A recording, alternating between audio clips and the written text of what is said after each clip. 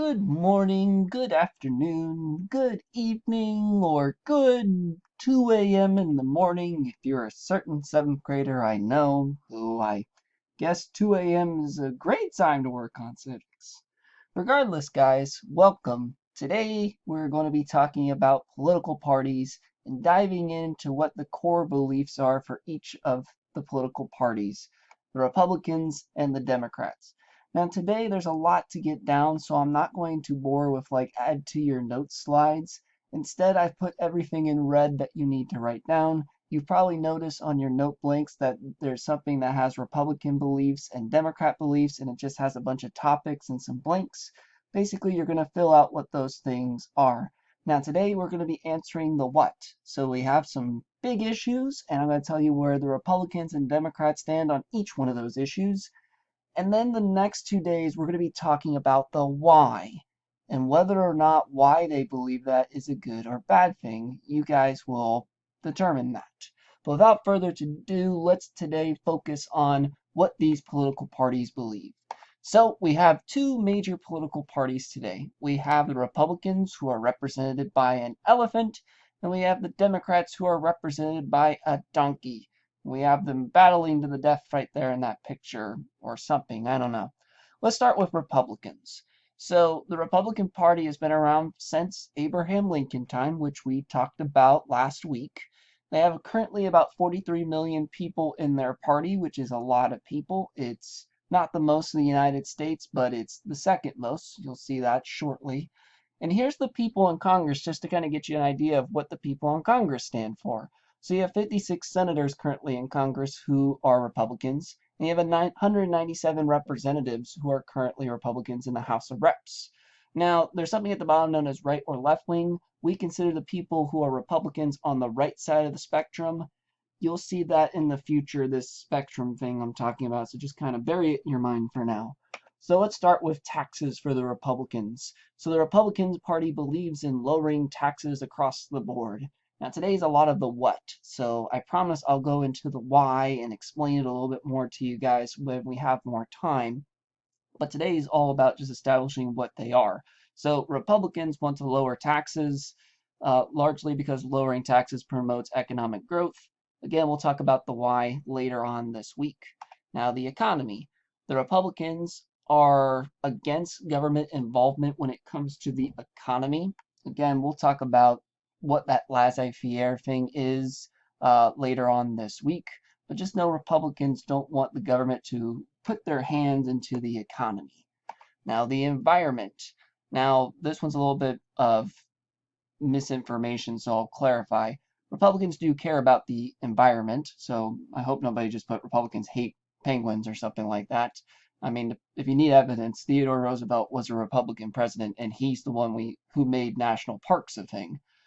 They are for the environment, but they're against ideas like global warming. But specifically, they do care about the environment. Now, immigration. I'm sure some people will chuckle at this picture. Republicans' main focus when it comes to immigration is securing the border and deporting illegal immigrants. Again, we'll talk about the reasons later on this week about why they believe that, as well as if it's a good or bad thing. But I will just say keyword there is illegal in case you want to start figuring it out in your own mind.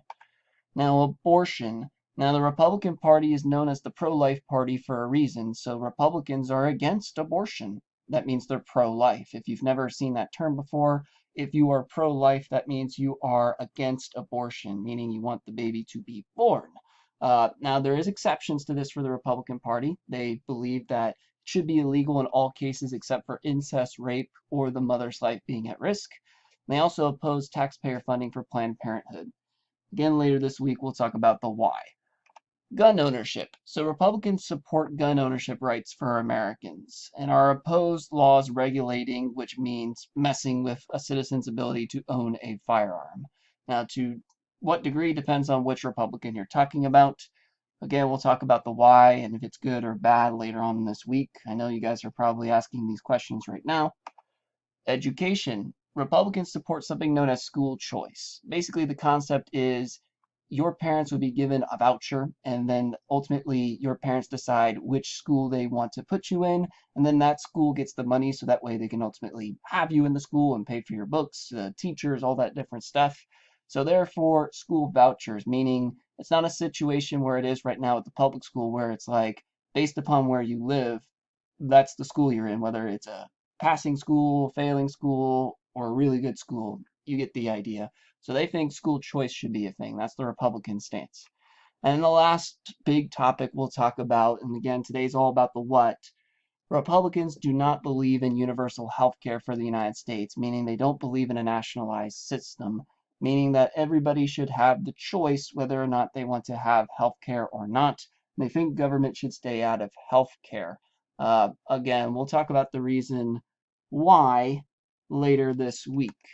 But let's move on to the Democrats at this point. So they've been around for a little bit longer, as you learned in our history of American political parties. They go all the way back to Andrew Jackson. They've been around for 192 years now, but you can see Mr. Shoens kind of forgot to update that one.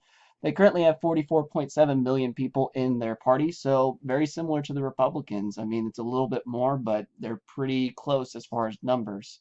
And here's the people in Congress currently for Democrats. You have 44 senators, so 44 out of the 100. And you have 235 out of the 435 representatives. If you took the numbers from Republicans and then the Democrats, I know you wouldn't reach 435. That's because there's actually a couple people who are in third parties in the House of Representatives. More on that later. And if whether we call Democrats right or left-winged, we call them on the left. When we do an activity with a political spectrum later on, you'll kind of see what that means.